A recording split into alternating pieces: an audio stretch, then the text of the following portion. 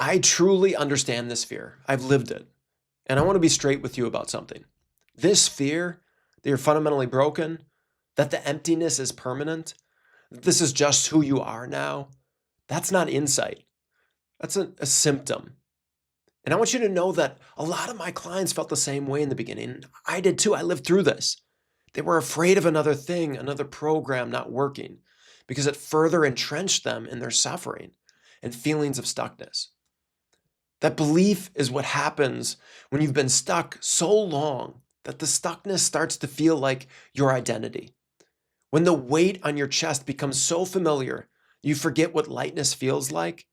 When the fog becomes your normal. But here's the truth. The emptiness is not who you are. Emptiness is what happens when you've been disconnected from yourself for too long.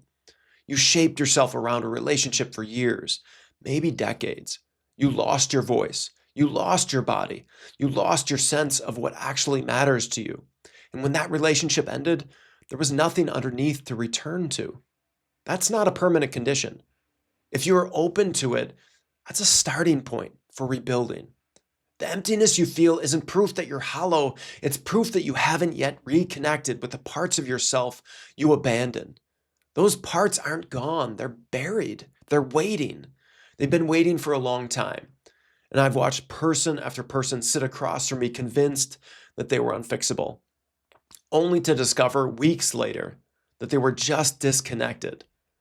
That when they started doing the work of reconnecting with their body, their breath, their values, their strengths, their commitment, something started to come alive again. Not because I gave them something they didn't have, but because we uncovered what was always there. Now, does this work guarantee you'll never feel emptiness again? No. Life is complex. Emotions are complex.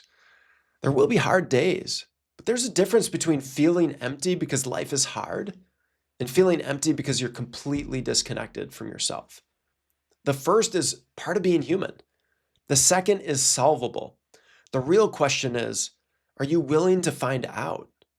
Are you willing to do the work and discover whether that emptiness is permanent or whether it's been protecting you from the grief you haven't fully processed, the identity you haven't fully reclaimed, the life you haven't fully built? Because if you don't try, you'll never know.